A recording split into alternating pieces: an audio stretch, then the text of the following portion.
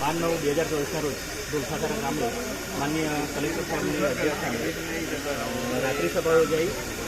જુદા જુદા ગામડાના પડતર પ્રશ્નો અને એ પ્રશ્નોના નિકાલ માટે જે તે સ્થળ ઉપર સરકાર દ્વારા એક અભિગમ અપનાવવામાં આવ્યો છે. ત્યારે અહીંયા 20 પ્રશ્નો રજૂ થયા.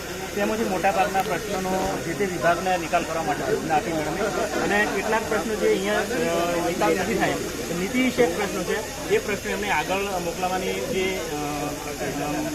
કીધું છે કે અમે આગળ મોકલાશું એ બદલ એમનો આભાર માનું છું. પરંતુ એક વાત સરકારશ્રીના અથવા તો રાજકીય લોકો અથવા તો અન્ય કોઈ લોકોના દબાણના કારણે અમારો મુખ્ય પ્રશ્ન હતો દાખલાની રજૂઆત માટેનો એ પ્રશ્ન નંબર 13 પ્રશ્ન પૂછતા પહેલાં જવાબ આપીને ઉડાડી નાખ્યો છે.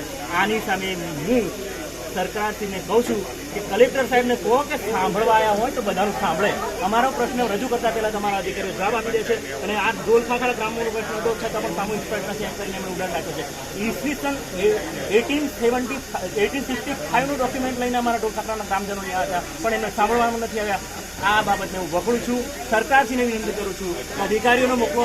જો એ સાંભળવા માંગતા હોય તો પૂરેપૂરા પ્રશ્નો સાંભળો, બાકી તો આવા નાટક નહીં કરશો. એ સરકારશ્રીને સખ્ત શબ્દોમાં રજૂઆત કરી રહ્યો છું અને સરકારને વિનંતી કરું છું કે પ્રશ્નો બધા જ સાંભળો. એક પ્રશ્ન અમારો મુખ્ય પ્રશ્ન હતો ખાનપુર તાલુકાનો પ્રશ્ન હતો, આ ઢોલખાખરા ગામનો પ્રશ્ન હતો. એ પ્રશ્નને ઉડાડી દેવામાં આવ્યો છે. એની સામે હું મારો વિરોધ નોંધાઈ રહ્યો છું. જય ભારત.